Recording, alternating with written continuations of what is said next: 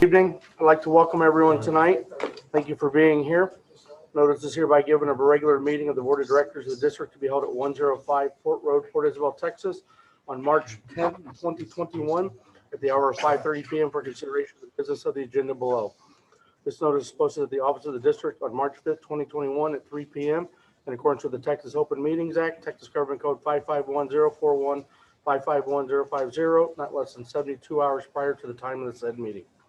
We do have the presence of a quorum.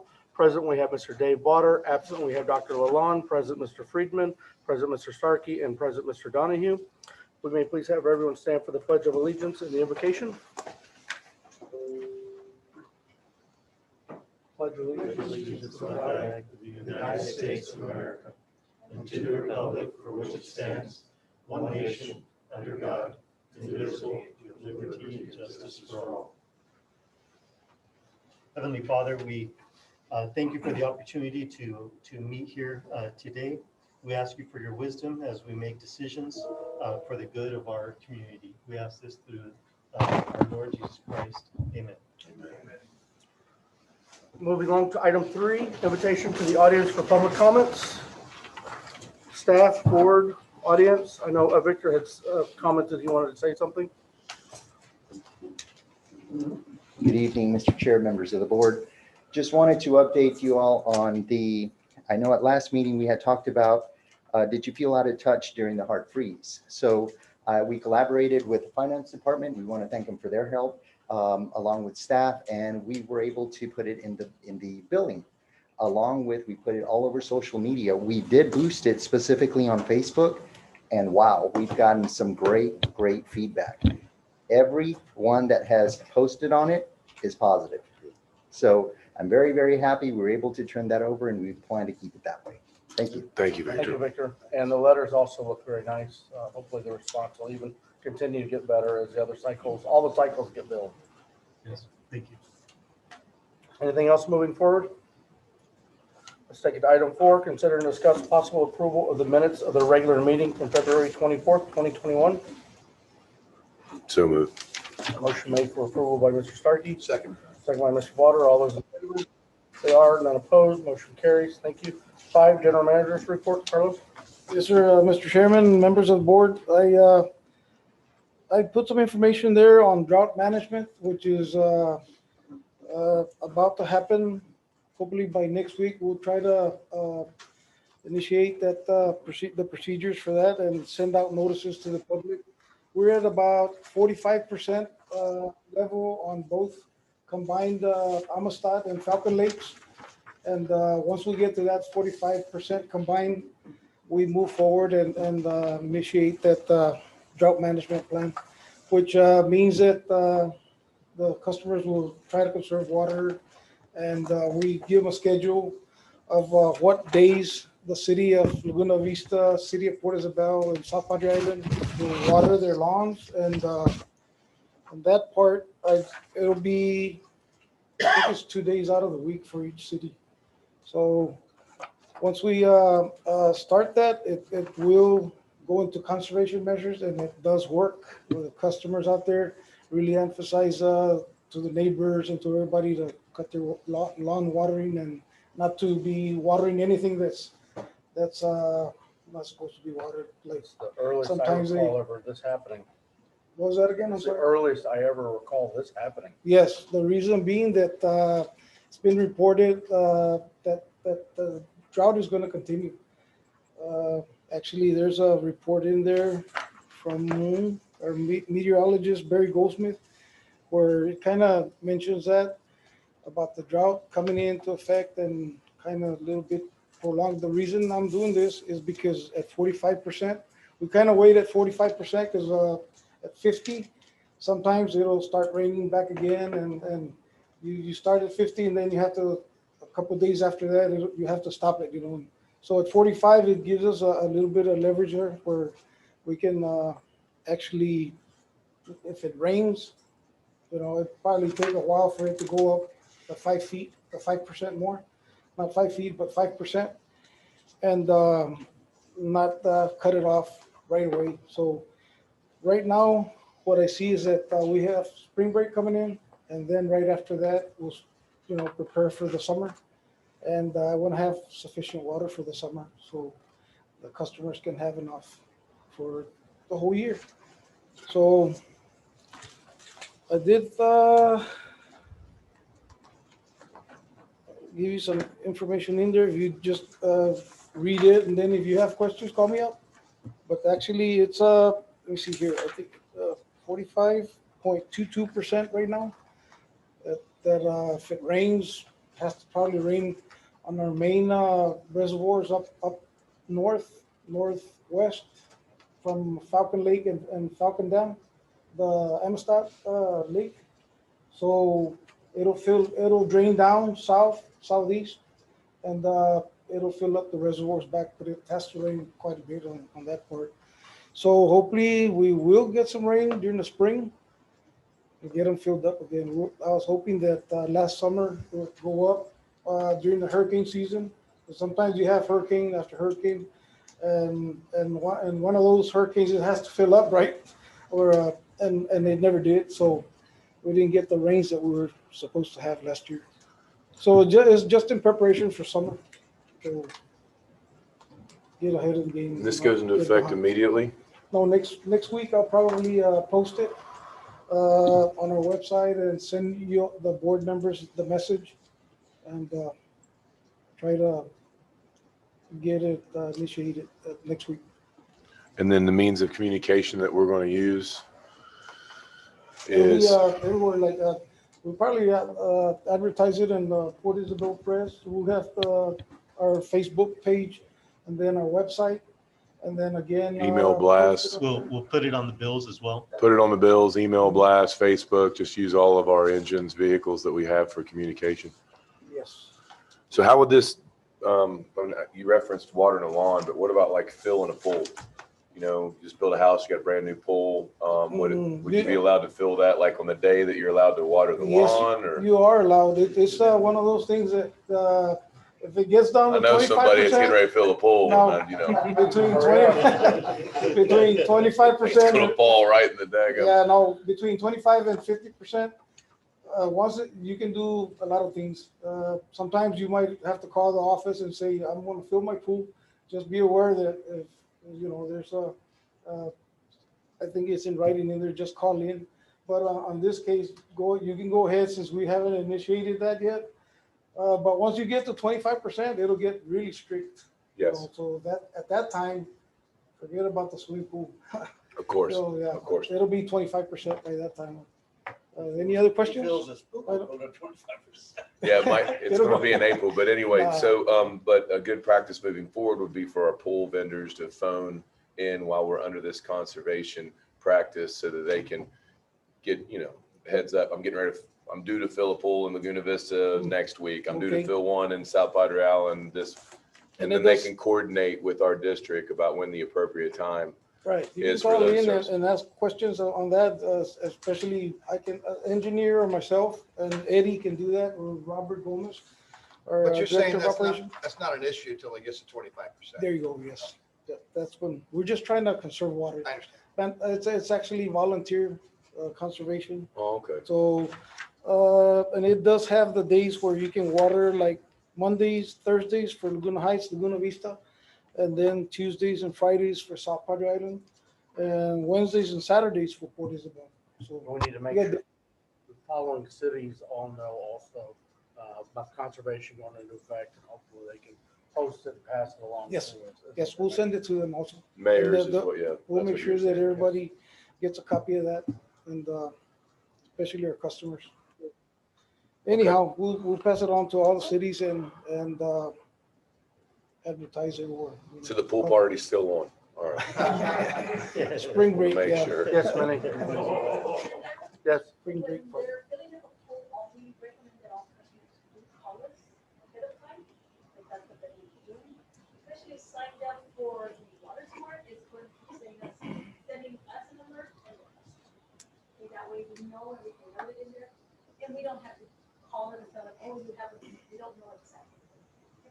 Keep that in mind. Yes, ma'am. Thank you. Especially for the ones that have a domestic meter, you won't charge the sewer on that side, right? So that'd be good to let her know. We have only a domestic meter. If you have an irrigation meter, that's a different story. Just direct, fill it up. Okay, any other questions on that one? No? Okay. Moving on to my next, the freeze power outage. I reported, I sent that email yesterday, but I gave you a copy again. And the most important things that we learned is communication failures that we had. So we did purchase a couple of phones, one AT&T and the other one Verizon. That's what we have.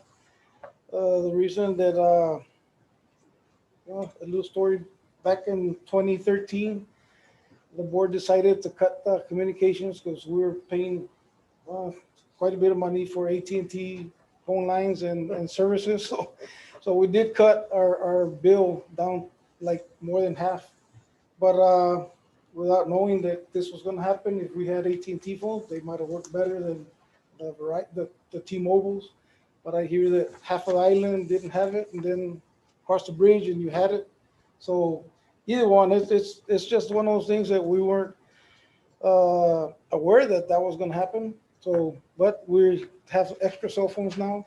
We will upgrade our VoIP system, which is voice over internet protocol, which we switched the main lines to. So we're through the air now.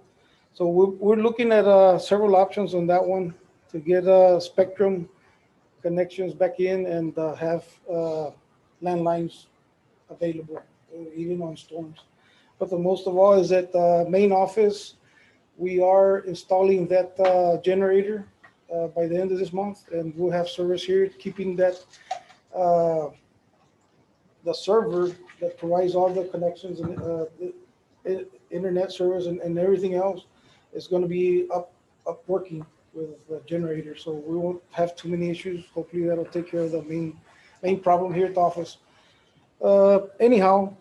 So are we moving forward with these 8, sorry to interrupt, Carlos, these 8 recommendations, 6 of which are strong recommendations in your overall recommendations part Yes. of your report? Yes. You don't need any action on our behalf? No, in order not for us right to move now, forward? not right now. Mostly a lot of that stuff is be taken care of. Great. Unless we need, we're looking at several things also, heaters at the water treatment plant that'll take care of the microfiltration system, because some of the valves the actuators were not working properly with the cold weather inside there. So I think if we do come back, it'll be a purchase of something that's That's over fine. $10,000 or so. Yep.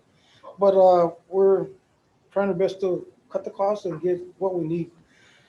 I have another question. Sorry, Carlos. But Are we I going to guess- communicate these modifications that we've made, post experience that we just incurred to our general public, so they'll know especially the recommendations, they're no longer recommendations, they're actually actions that we're taking. Right. So I would encourage us, this is really good information for, Some of it, not all of it. of course, of course, Especially yeah. the communication part where we Yes. need to notify and get better at it, especially the cities, South Padre and City of Portsmouth, Mhm. City of Laguna. But we will pass the messages on. I guess we'll move forward, because I know that we need to complete this meeting. And then on the COVID protocol, if you recall that Governor Abbott had declared mandate to open everything up 100%. But we did open the front office, but we're still going to be using the protocols that we have in place right now, using the masks and washing hands, getting the temperature, and the distancing. We'll still keep doing that internally, because a lot of us haven't gotten the vaccine yet, like younger guys like us. 55 and 65, I think they're barely starting to get the vaccines. So we have to be careful for the next couple of months at least, and we'll bring updates as they come. So we're still doing the protocol for the COVID-19. Otherwise, I don't have a report yet of employees, getting sick or anything. Everything's clean right now. Let's see. That's it. Any questions? Thank you, Good. Carlos. Thank you. Thanks, Carlos. Let's move along to item 6, consider and discuss for possible approval of the IA agreement with Valley View Consulting LLC. Okay, this one's our investment agreement where the consultants are helping us relocate and move around our investments. And this is a company that we have available. We can extend it 1 more year. Just need board approval on this one. No reason not to extend it. Yeah, so moved. Motion made by Mr. Starkey, Second. second by Mr. Potter. All those in favor? Aye. They are, none are opposed, motion carries. Thank you. Thank you. Carry along to item 7, Director of Operations report. Robert?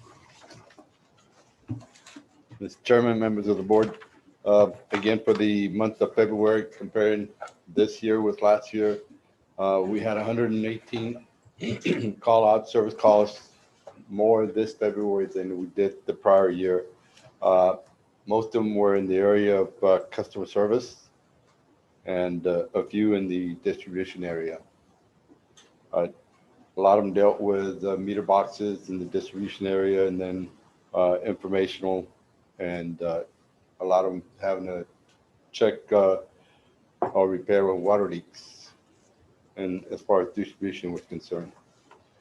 In the collection area, service calls we had 9 service call-outs less than we did last year. Last year we had 75. This year we had 66.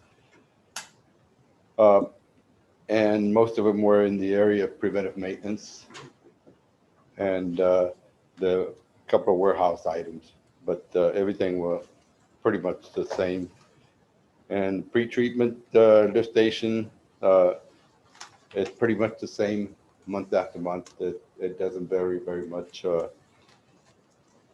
Checking the lift stations, make sure that we get them cleaned, and checking with the food service establishment, and making sure that they're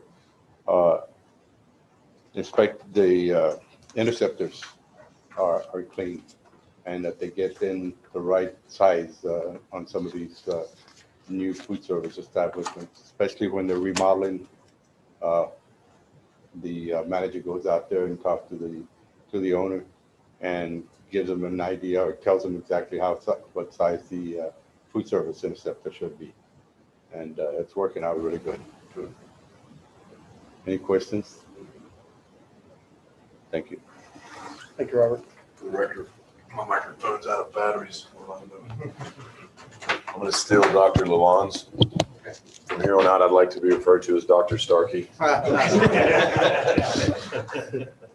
Let's move along to item 8, presentation by SWG Engineering for Long Island. Yeah, I'll just hand it over to Randy to present. It's the follow-up is from our workshop from last week. Great. Thank you so much. Appreciate it.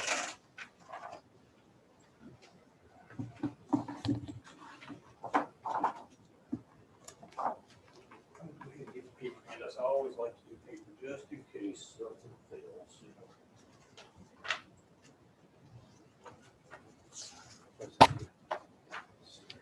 Small report, huh? We're gonna blow through it fast though. That's all right. It's important. Do what you got to do. Yes, sir.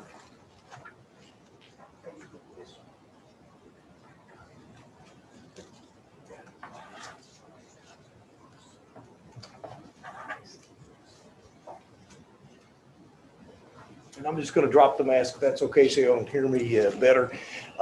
What we're going to try to do is just go through this, and some of the board, I know we've kind of talked about this in the past, and others is going to be a new subject, but I think probably we're all very familiar with it. But before I start off, let me just go ahead and introduce everybody we've got here. We've got on our staff, I've got Christian here with us. She's been helping us with the application. We've got Isaac. I'm sure y'all met Isaac a couple times. We've also got Ken Waller in the back from LIV. He's coming over representing them. And then we've also got Johnny Duke. Oh, I'm sorry, Johnny Duke also here too. And I don't think anybody else from LIV's here. The other gentleman, I think. Is Oscar here? No. Okay. I just want to make sure I didn't forget anybody. And I'm Randy Winston, and with SWG here. Yes. So let me start going through here, and if we can advance the slide, thank you. So let me just kind of go through here. What do we have? We've got a very large 1,024 lots in LIV. And so what we wanted to do kind of in this report real quickly is identify the key issues, your water use data, the wastewater use data, projected cost, and some of the solutions that we've like to talk to you about, and some of the system upgrades probably we're recommending through the Water Development Board application in this regards too. So, okay. So just going through it real quick, here's our identifying issues.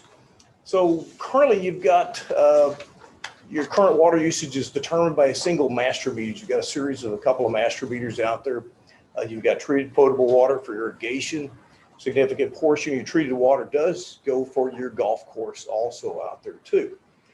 Sewer rates based on treated water consumption and includes also some of the golf course medians and such. And sewer rates, just noting it, it's probably maybe a little higher because it's got that component within there for the irrigation of the golf courses. Okay. So let me go through here some of our identifying issues. So the lack of the water meters, the lots, increases the likelihood of water loss and leaks not being identified. Certainly, I think it makes sense because we've seen spikes of $50,000, many lost gallons of water in a month that happen because nobody sees it, nobody knows it. And individual meters are going to make a big difference. Minimal fire protection that's out there too, lack of fire hydrants and such. Looping's not in place also. TCQ issues, we've mentioned a couple items: meter placement, separation, pressure, backflow, and reselling water items. Also, the lines have been out there 40 plus years. You got deteriorating water and sewer infrastructure, water lines, breakage, leakage, sewer lines, a lot of infiltration, lift stations, and they're picking up and pumping that infiltration water back to the plants and having it treated also. Some of the other things I'm going to hint on a little later too is some of the placement of the lines. Some of the placement of the lines are under lots, under houses, under things that now need to be fixed and corrected, because just going back and recalling different portions of the LID village and community, some of those were mobile home, trailer park type of setup, so they ran it under those lots at that time. So those are issues that need to be fixed and resolved too.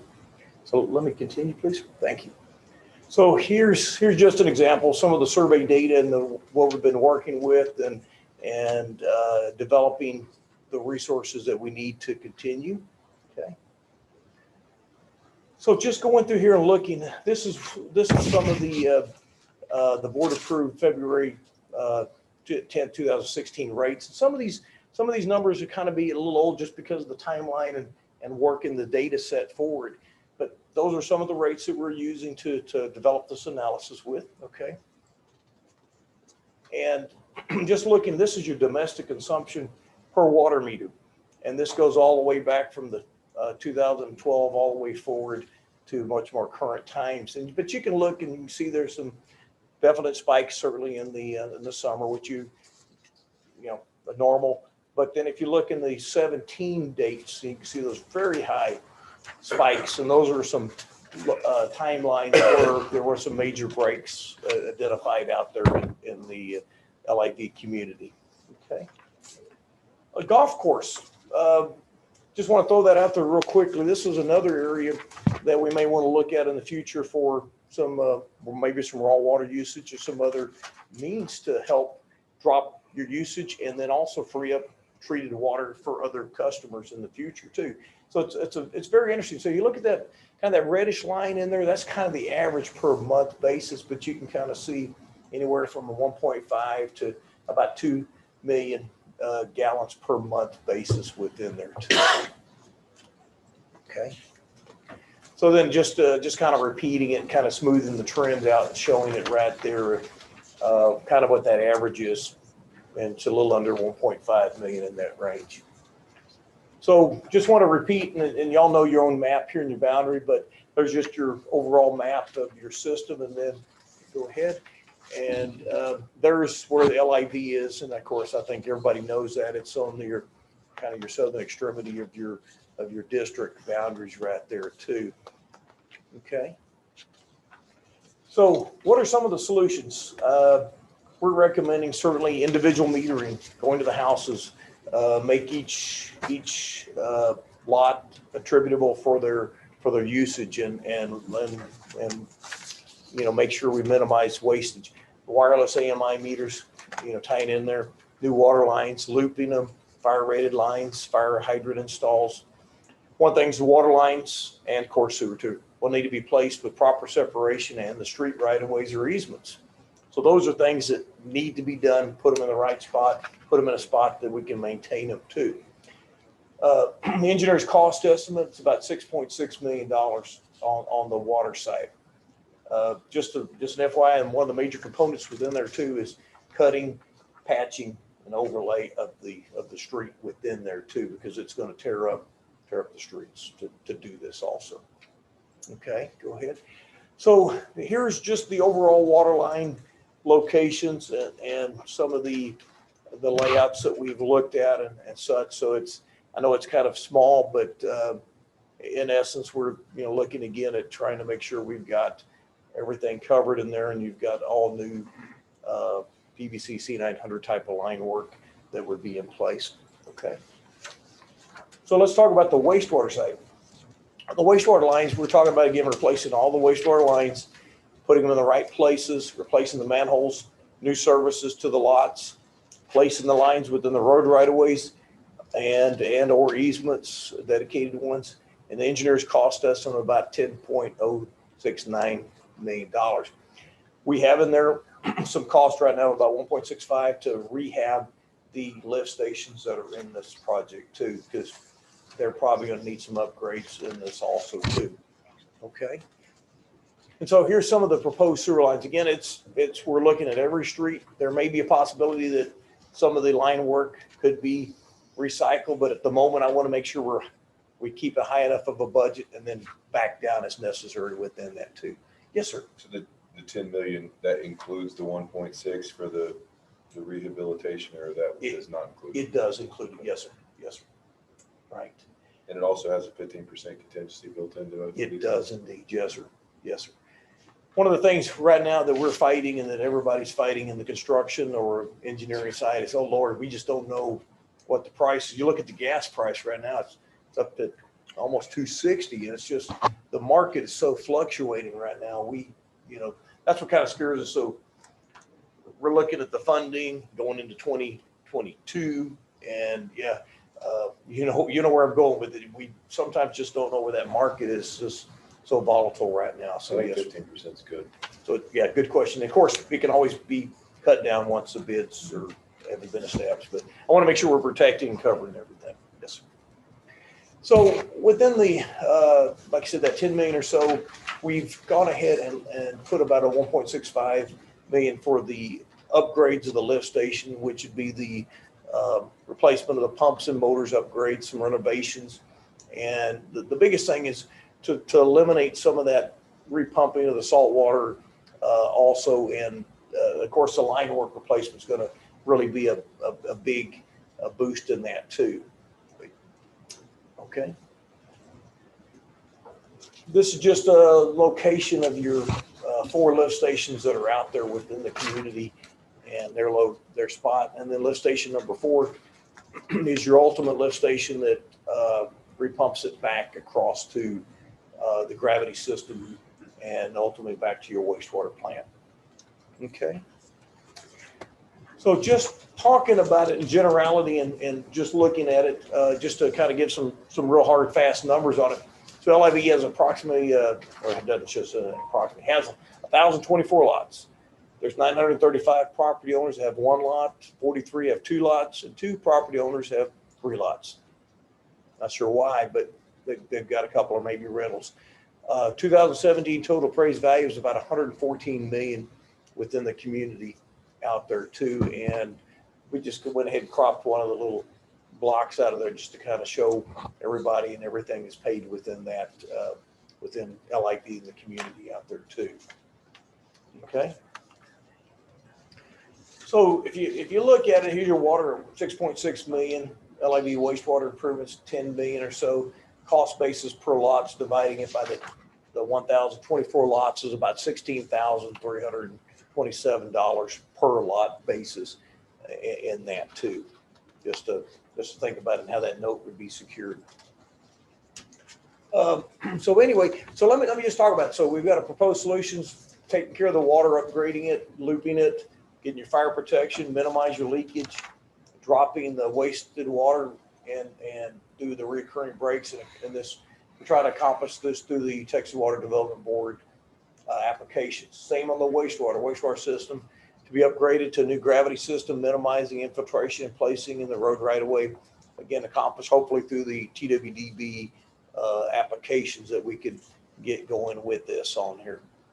And I think it's about it. Maybe one more, but thank you. And I do want to open up for any questions. And one of the things also, we wanted to make sure we had LIB representation here also to talk about any on their side too. But I think it's a great project, and it's something that's. So what is our next step? We've identified all this and we keep coming back to this. Where is the next project step on this?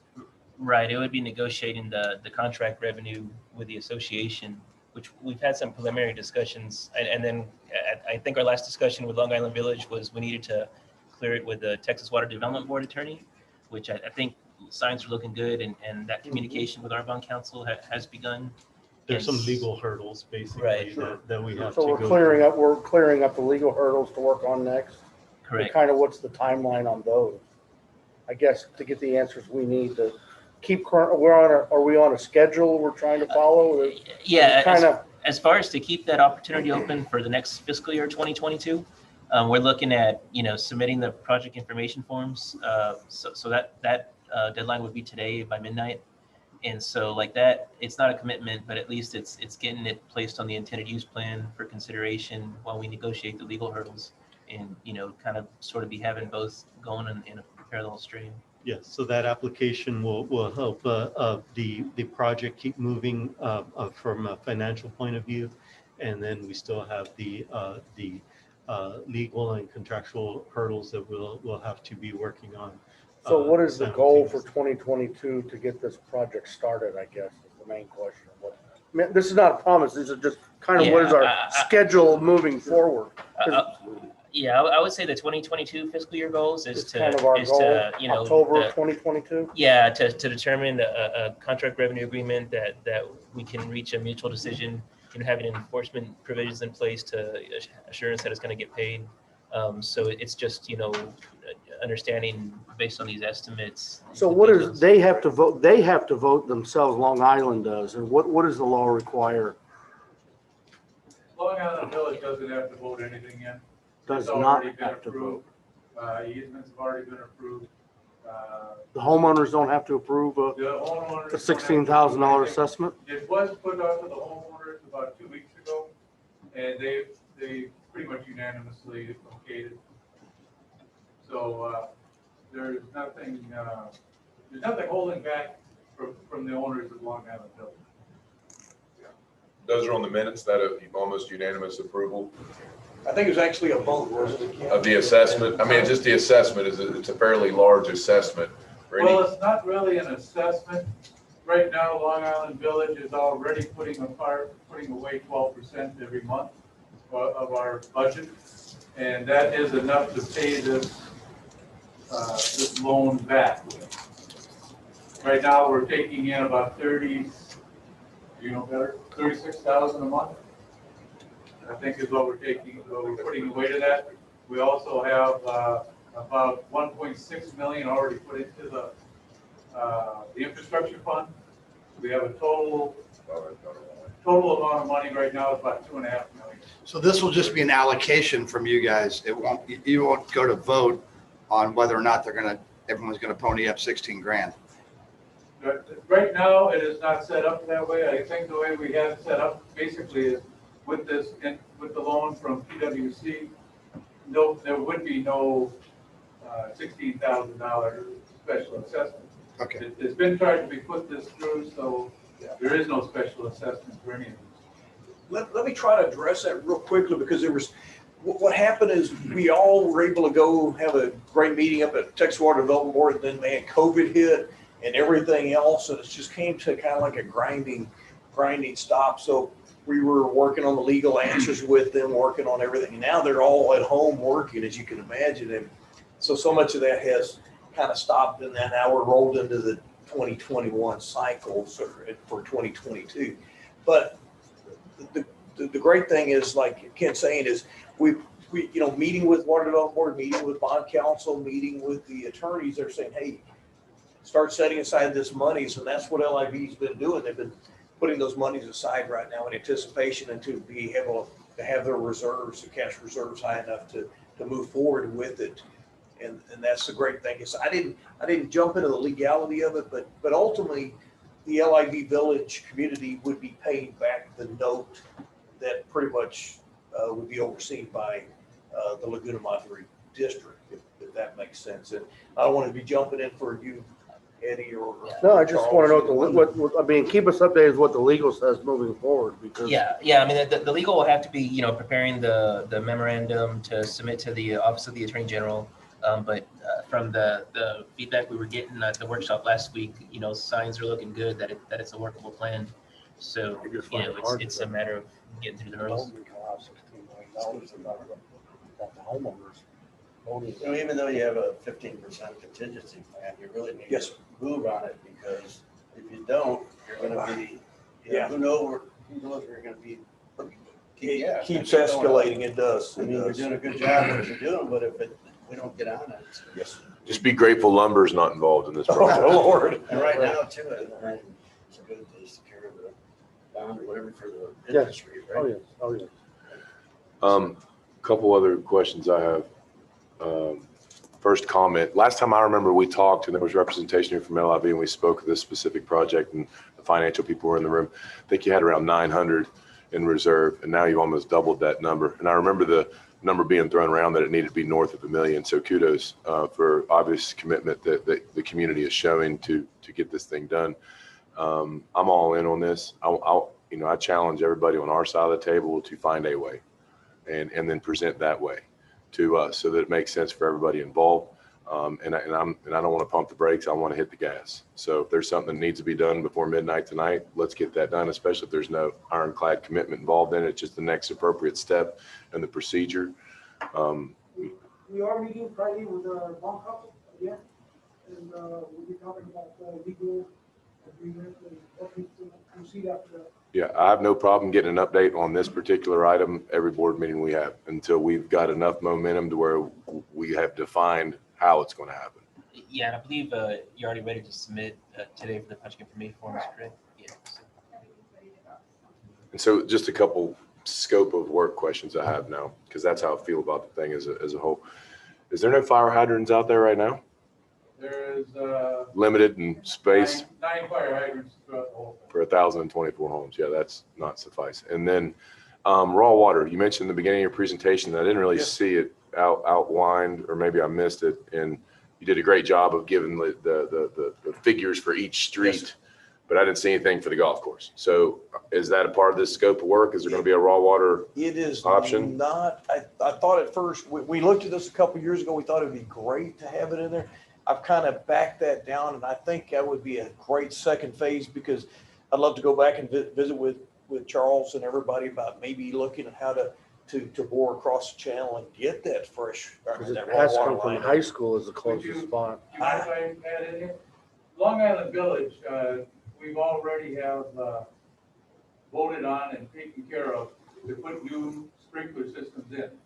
And doing those sprinkler systems right now, we have one line that is the 4-inch meter that's taking care of our golf course and some other little areas, not too much of it.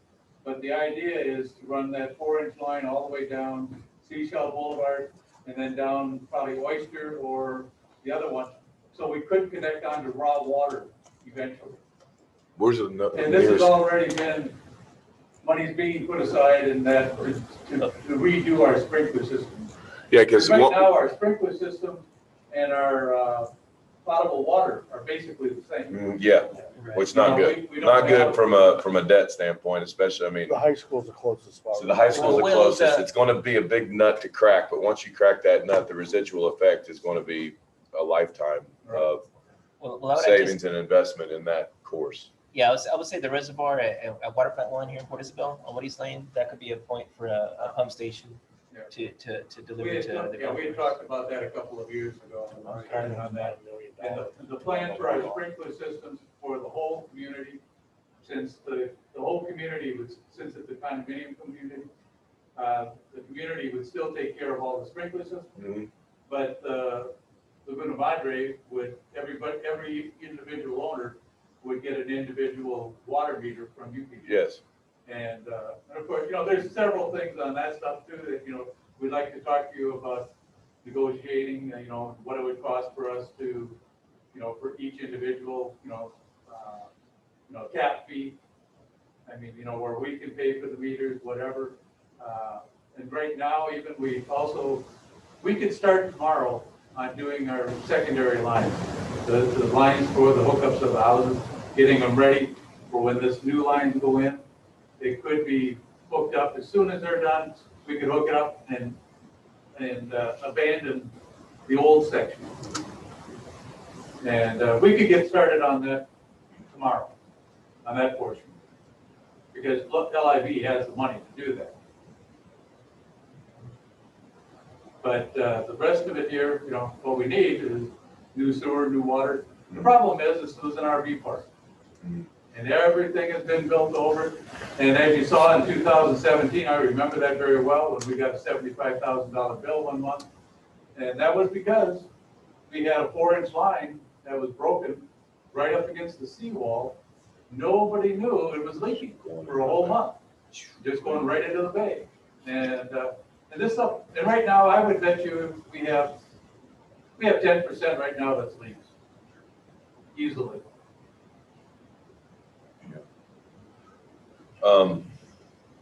We'll move forward and then. Yeah, let's move forward on our end. Every board meeting. Yes, sir. And the only advice I would give unsolicited, like I tell any client that's building a house, don't make any major purchases until we get into the lending, funding part of this thing. Starting construction and major expenses tomorrow might compromise, what we're trying to do, which is the big picture here, in the future. So that would just be my experience around that. Don't go buy a truck if we're building a house, But we want to do this. I think everybody, his heart is in the right place, and we want to provide this. We just needs to make sense for everybody involved. So I'm glad to hear that we're moving forward. Great. Thanks for the presentation. Thank you all so much. Appreciate y'all's time. Thank you for your time. Do you have something, Dave? No. Okay. Let's move on to item 9. I'm sorry, they are jumping ahead and getting the letter out tonight, right? Yes. Yes, Okay. yes. Consider and discuss a proposal for 3 years of groundwater monitoring well sampling for Isabel Water Treatment Sludge Site. Yeah, this is just an update for how we've reactivated our sewer. It's a correction. It should be the sewer plant that we're referring to here, not the water plant in Port Isabel. And it's for the monofill for where we dispose our wastewater sludge. And we have to have continual groundwater monitoring every quarter. And with our professional services agreement, we're limited to entering into contracts for 3 years. And so this quarter, the 3-year term from when we entered into their previous agreement has expired. So we're recommending just a renewal for another 3 years to continue the same monitoring. And so it's for over the 3-year period. The groundwater monitoring is a cost of. What's groundwater monitoring business look like? Oh, it's basically No, I'm saying from a cost standpoint, that number that you. It's that there's 6 events quarterly where we do a lesser range of tests, and then the other 6 events are done where we add some semi-annual, like testing more heavy metals. And so basically, over 3 years, the cost runs $45,114 Total? Yeah. So moved. Motion made by Mr. Starkey, second by Mr. Potter. All those in favor? Aye. They are. Any opposed? None. Motion carries. Thank you, Charles.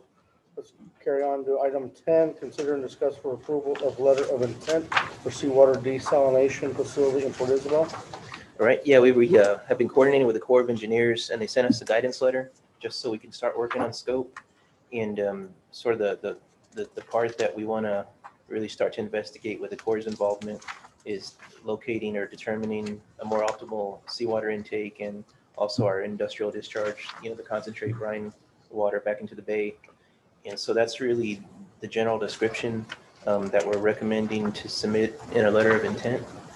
So they can start drafting up a scope and determining if it makes sense for us to have No cost A at master this agreement. time, it's strictly just a Correct. letter of Yeah, intent. no on the hook yet. So moved. Motion made by Mr. Starkey, second by Mr. Donahue. All those in favor? Aye. There are any opposed? None. Motion carries. Thank you. Let's move along to item 11. Consider and discuss for possible approval, major amendment for surface disposal of water treatment plant residuals. All right, so this is our surface disposal we have at Water Plant 2 in Laguna Vista. When we clean our sludge lagoon, and now we're permitted to just spread it out there on site. And so we just, we actually added an additional acreage because we had initially proposed a second lagoon, but because of the cost estimates required for that, we just added it to our disposal site. And then, so we'd recommend approval. I mean, there's really no dollars involved. It's just needs a signature to accept the draft permit. How's that going to smell? Oh, it's already out there. It's just basically, it gives us conditions to just keep, when we need to dredge or clean water plant sludge out of our basins, we have a place to dispose of it without a long haul. Motion approved. Motion for approval by Mr. Donahue, Second. second by Mr. Botter. All those in favor? Aye. They are. None opposed. Motion carries. Thank you. Let's carry to item 12. Director of Finance report, hard freezer utility bills relief measures. Relief measures, all right.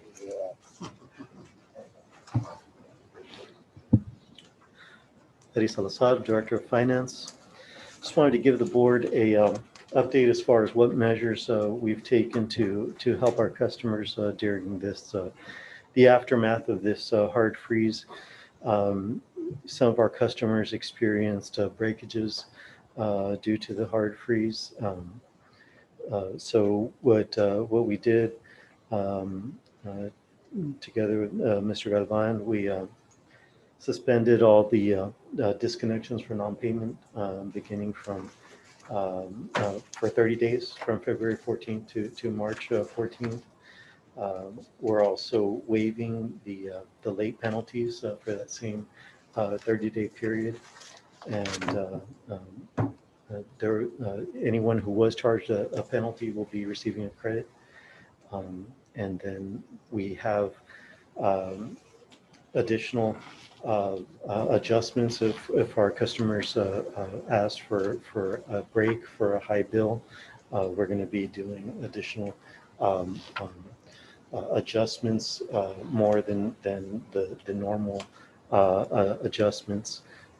Usually what we do in these situations is we help customers out with sewage part of their bill. But what we're going to do in this case is we're going to adjust both water and sewer to help our customers during this time. Eddie, are you guys just doing it on a case by case? Yes, we are going to be doing it on a case by case. That's right. And again, we do have 3 cycles where we built, and all 3 cycles were hit. Everybody got hit. So that means that some of them were part of the first part of the freeze was actually hitting, and some will be thereafter, like 2 weeks after that. The next bill will come out, and then the 3rd cycle will be the last one where everybody experienced it. So That's right. We'll have customers, especially on the irrigation shop flow preventers that pop up with those that goes in. And we do need to help the customers. No, I just, my question is, are we going to deal with the squeaky wheels, and then if people don't complain about it, we're not going to address that? Essentially, yes. Okay. It's fine. And by doing it for 30 days, will everyone since we have 3 different cycles covering different geographic areas, by doing it for 30 days, everyone will have an opportunity to get some relief that way. And as Mr. Galvan mentioned, it seems that the majority of the breaks occurred on irrigation meters, which don't have a sewer component to the billing. So by doing it this way, we have a measure that we can offer to those people to help them during this time. Manny, what's the biggest bill you saw? Ballpark me. And it was over time.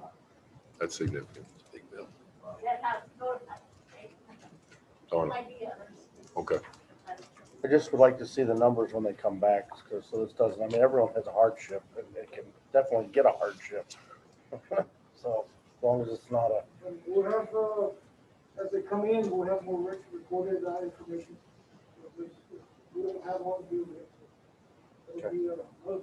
Yes, I could bring you a report afterwards, just so that you know what the totals were. I think you guys are doing the right thing. I think it's exactly what you should be doing. That's what we do for the customers, and we'll do it.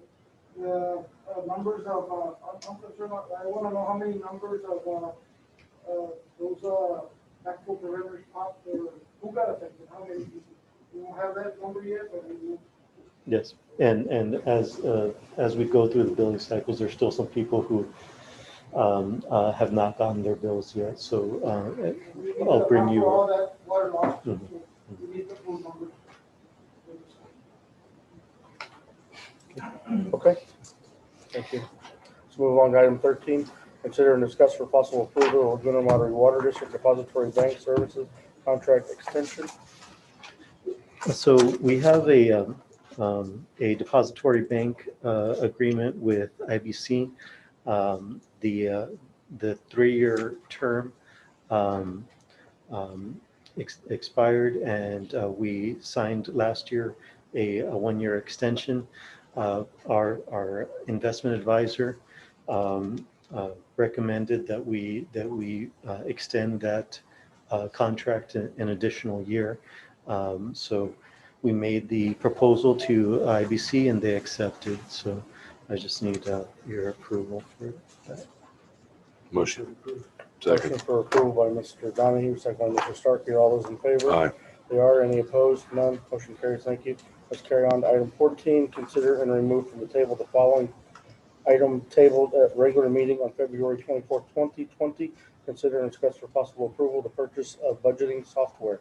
Motion to remove from the table. Motion for removal by Mr. Starkey, Second. second by Mr. Water. Are all those in favor? Aye. They are. None are opposed. Item is off the table. 15. Consider and discuss for possible approval the purchase of budgeting software. Eddie? So I know that the board had some questions after the presentation at the last meeting.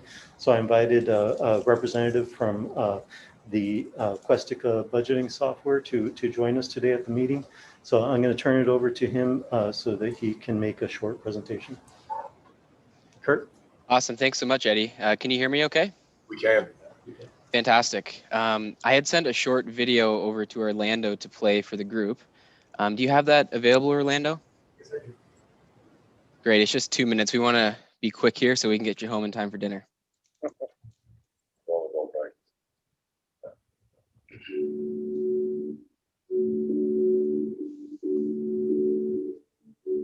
Are you still budgeting with spreadsheets?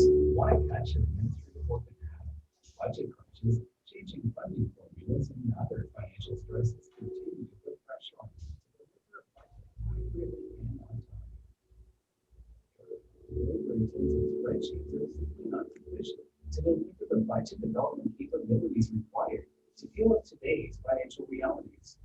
Developed specifically for the public sector, Questica Budget supports a collaborative, multi-user, and performance-based budgeting process.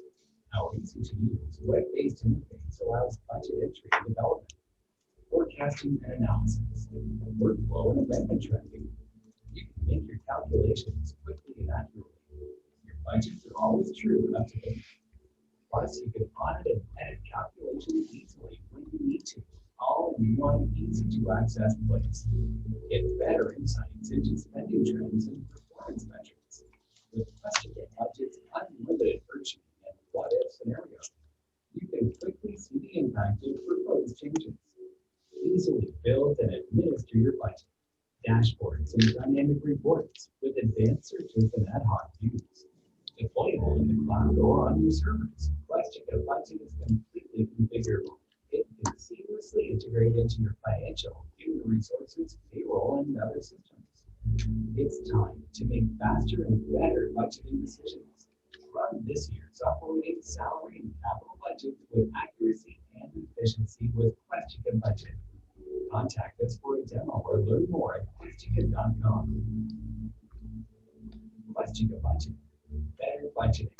That's brilliant.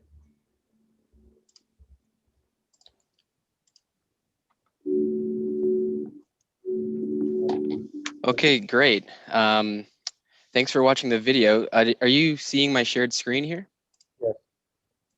Yes, sir. Okay, great. Awesome. Thanks so much for inviting us here tonight to your board meeting. Been working with Eddie for several months here, and joined with me is Wes, who is our sales director. Just maybe for the questions and answers at the end here. And yeah, we really appreciate your time and have enjoyed working with Eddie and his team. So we've been working for several months now, and after multiple demonstrations of Questica and his evaluations of other software, he's chosen us to meet the needs of his organization. We know we are the right fit, and we meet his team's unique requirements, which is super important. What we'd really like to do now is keep this brief for you, and as I know you have a lengthy agenda, and just let you know we watched your last board meeting, which was I guess the 24th, and noticed you had a question about the contract, which we will be sure to answer right at the end after just a couple short slides. Eddie just asked us to provide a brief overview, which I'll get into right here. So I know Eddie's kind of already gone over this. He decided that budgeting software is a good investment. Just for the room, wanted to go over kind of why that is.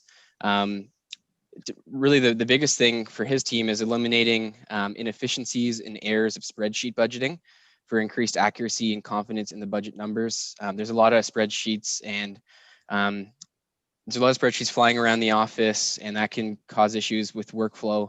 So that's one of the big things Questica addresses.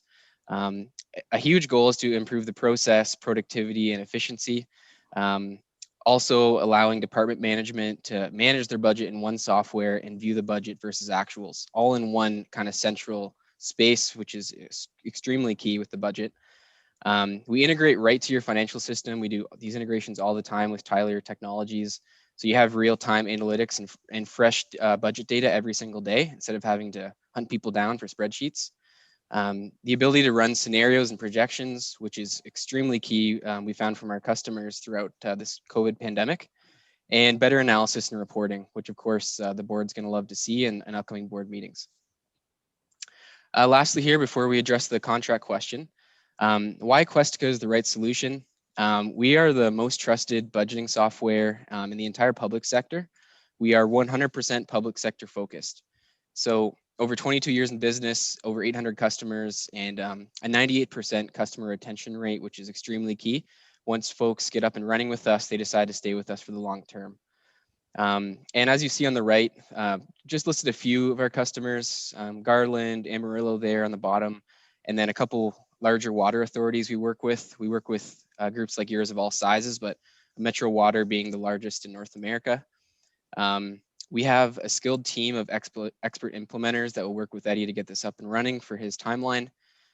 Configurability is really our secret sauce, and it's configured, not customized. And what this means is it keeps your cost of ownership down in the long term, and you leave your staff with a solution that speaks their language and they can use without relying on anyone else.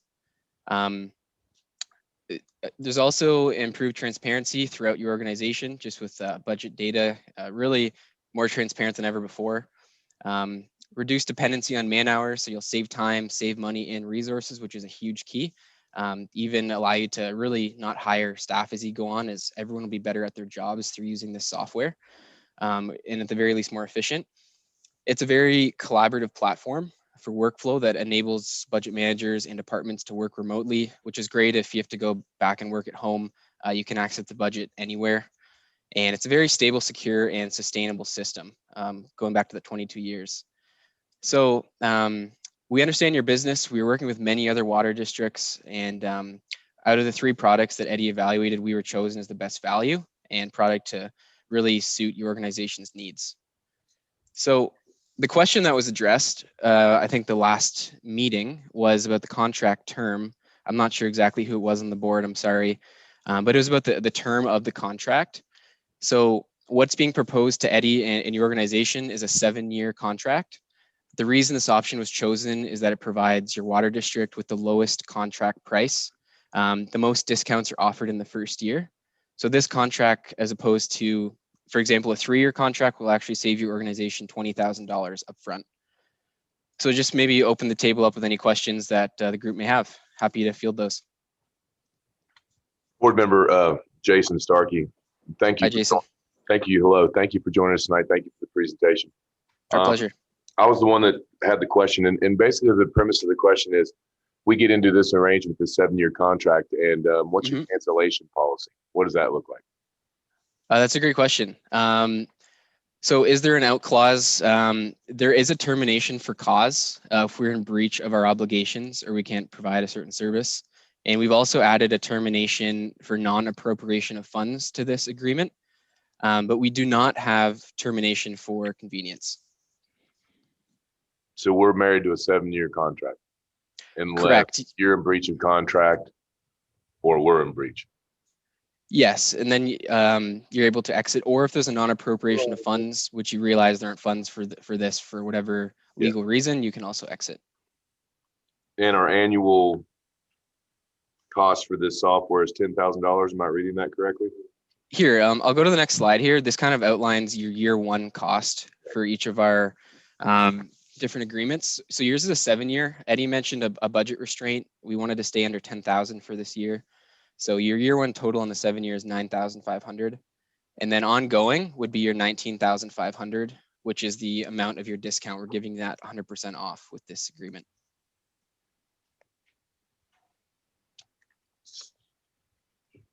On the Bill Donahue, board member, on the Hi, Bill. on the 3% inflationary, is that a one-time 3% for the next 3 years, or is it every year?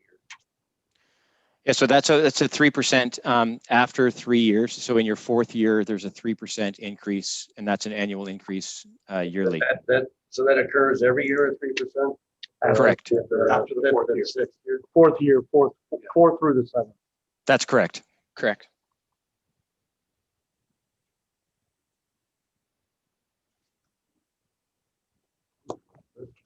No doubt. So essentially year 4 would be roughly $20,085. And then we'll take 3% of that, $20,085, correct? And add that. Exactly. Yep. Yeah. Yeah, we hold the price for 3 years with no increase. Which is great because technically, or usually there are some price increases over time. So it locks in your rate and just has that inflationary increase. So my whole thing is, what if we find somebody that does it cheaper, does it better? We're locked in with you guys for 7 years regardless, correct? Yeah, you would be locked in regardless with the 7-year contract unless there's termination for cause or non-appropriation of funds. The one thing I'll say is, like, if I may give an example, my iPhone 11 was awesome like a year ago. Now my kids think it's the worst phone ever. So, you know, when your version of iPhone 11 becomes dated, if that were to happen, no slight against your obviously successful company, is there any clause in the contract that you guys could at least match or match a performance that would be, you know, one of the things what you do? No, thank you very much, Jason, for that question. One of the things we do is our software. We actually there's about 2 major releases per year. So the difference between your example of your iPhone is your iPhone. You know, they want you to buy the new iPhone. For us, because you have a software subscription, you actually get the latest and greatest software every single time we do an update. And because you actually have the ability to update that software whenever you want. So after 7 years, you've probably gone through 14 major upgrades. Probably the actual user interface has been improved over time, and all of the changes that we make are a result of the finance directors and CFOs out there that are asking us for changes or asking maybe for updates, or us just staying in updated with the GFOA requirements. And just to add to that, we are partners with the GFOA. So a lot of those findings are coming straight from the horse's mouth, if you will. So they're definitely leading edge. That's what I had the question about the term. I mean, that's my only issue with term. That's a big term. That's my only comment. And the reason we're up, go ahead, Bill. Eddie, did you check references?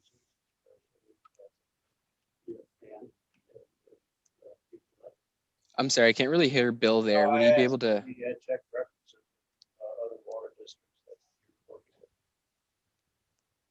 He said yes.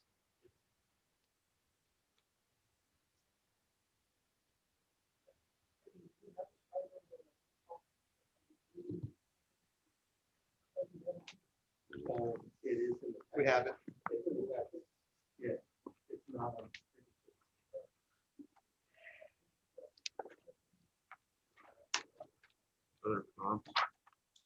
So the real number is $155,134 over the course of 7 years with 3% increase after starting year 4.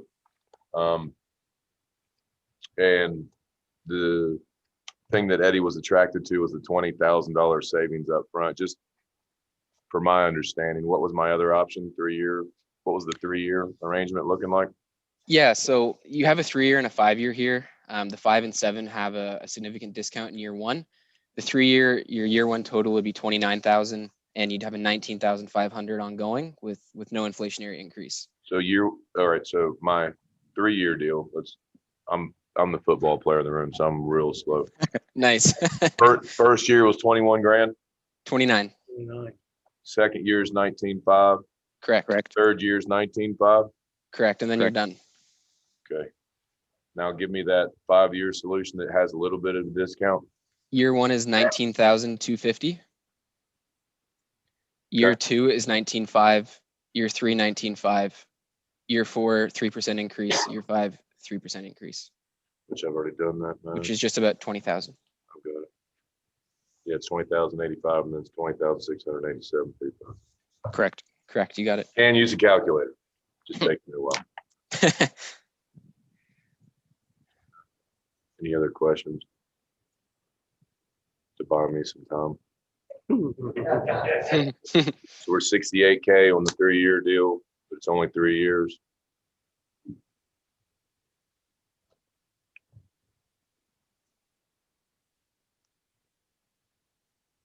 Yeah, and then what would happen if you had a 3-year deal? You can continue on. It would just be a 3% increase beginning in year 4. But then you would be not contract. That's an annual occurrence, so you're not locked into anything. Not locked into anything. Correct. After 3 years. So do we want to? Okay, I think I got it here. Do we want to spend $68,000 give these guys a try for 3 years? Do we want to spend $99,000 give a try for 5 years? Or do we want to spend $155,134 give them a shot for 7 years? That's the real question. And I think your services are warranted, for the record. It's just I don't like long-term arrangements. Right. From a business standpoint, wife, I'm all in. She's watching. That's great. Any other questions you guys have? I'm the same. I think it's a long contract. You want to do the 3? Personally, that's what I suggest. I would agree. Are you guys? I'm comfortable with 3. Okay, I'll make a motion that we move forward for a 3-year contract with, can't even say the name of this company, the one that Eddie recommended. Questica. 3-year contract with Questica. I'll make that motion. Motion made by Mr. Starkey for a 3-year contract, seconded by Mr. Water. For all those in favor? Aye. Are there any opposed? None. Motion carries. Thank you very much, gentlemen, for your time. Thank you, Eddie. I hope your new software is very successful.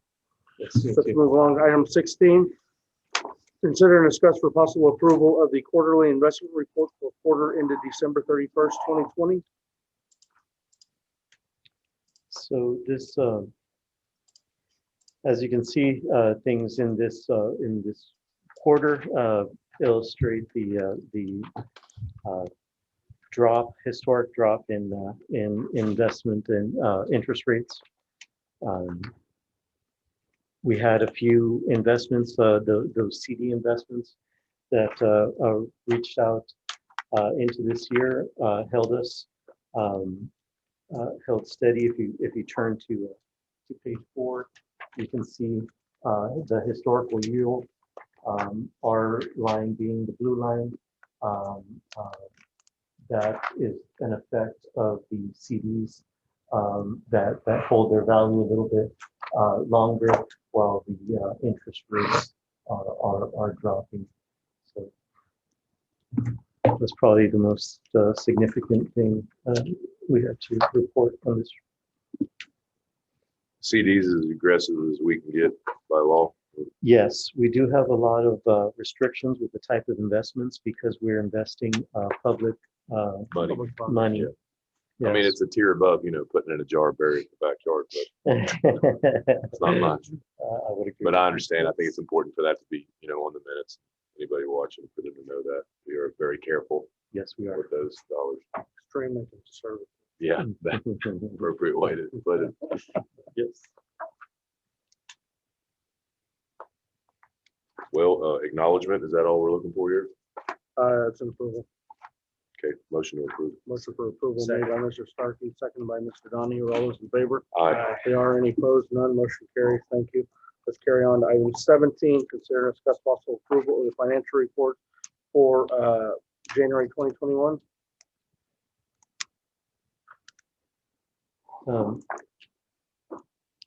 January revenues nice. Are starting to, they're still, they're a little bit above what was expected during January. So we had a good month. Yeah, and this is a good apples to apples comparison because it's before the country started shutting down last year. Correct. So, we were operating as normal as, Yes, yeah, exactly. And this is not, we could try to attribute this to the rate increase, but this is above what the rate increase I like that. would have brought in. So there's some growth going on in our community. Good. Yes. Is this an acknowledgement? This is an approval. Motion approved. Motion for approval by Mr. Donahue, I'd say. seconded by Mr. Starkey. All those in favor? Aye. They are. None are opposed. Motion carries. Thank you. Let's move along to consider and review the expenditures from February 16th, 2021 through February 28th, 2021. Just an acknowledgement. Pull anyone in particular out. You have a question though? Otherwise, just acknowledge them.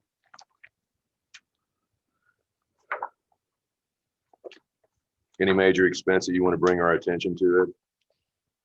No, there's nothing remarkable on here. Okay. I acknowledge. Acknowledged by Mr. Starkey, acknowledged by Mr. Donahue, and acknowledged by Mr. Potter. Let's move along to item 19. Executive session permitted by the Open Meetings Act, ETCA Government Code Section 551001, Ed sequence under Section 551072, deliberations about real property, discuss purchase of water rights and release of water rights allocation. Just for the record, before you go into executive session, this is kind of like I think it's real property or the water rights and the negotiation prices that we can go over them. I think it's open session to just mention what it is that we are looking to potentially purchase water rights and water right allocation. I think the public should know the subject matter and the fact that is what we're looking at. When we go to what we are going into executive session for specifically is price negotiations about real property, which could be affected by discussing it. Yeah, we don't want to show our hand in negotiations. A motion to go into executive session at 6:44 p.m. Made by Starkey. Motion made by Mr. Starkey, seconded by Mr. Potter. Are all those in favor? Aye. We're in executive session. Do we need a recess or carry forward? No. Let's carry forward. If I may please ask those not involved with executive session to discuss themselves. Need a motion to come out of executive session at 6:59 p.m. Motion made by Mr. Starkey, seconded by Mr. Donahue.